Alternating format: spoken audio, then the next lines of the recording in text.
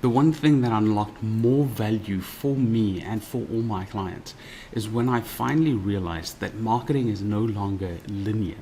You think of it when you start out with marketing, you think you're going to chuck in as much things as humanly possible. You're going to test out long form copy, short form copy, different creatives, video, carousel ads. You're going to test everything to find that one thing that works, because going viral isn't a science. It's one of those things that either you're lucky or you're not.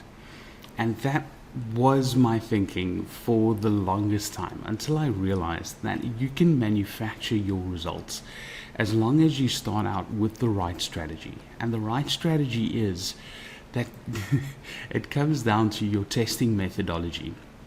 So what I mean with that is, if you think about marketing as I'm going to chuck everything at it and then hopefully something is going to work, then when something works, you don't really know why.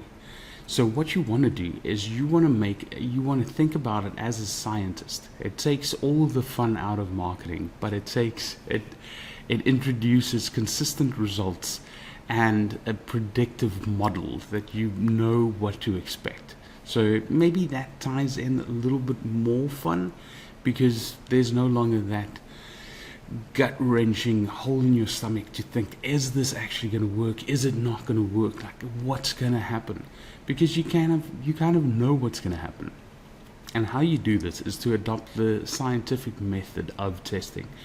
So what you do is, with your tests, firstly, you do research, which everyone knows.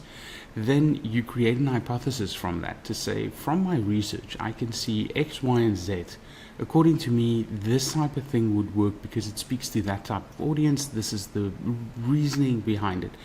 And you put a test together that has one variable that changes. That's it. So yes, it's boring, but you test out that one variable.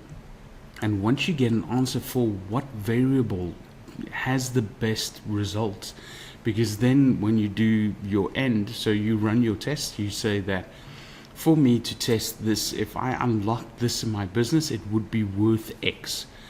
And X becomes your budget, or a variation of that. So 10% of that, 5% of that, whatever, it unlocks in your business.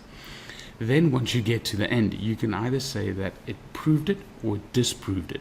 And that then becomes the research for your next bunch of ads.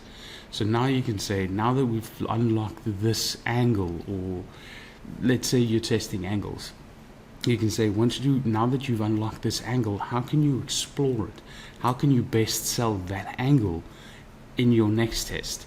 And once that's done, you'll start with the next thing and with the next thing. So your marketing becomes circular, and you can build on the results instead of chucking everything you can possibly think of and then really hoping, because everyone says that from 90%, only 10% would win. So you're going to lose in any way.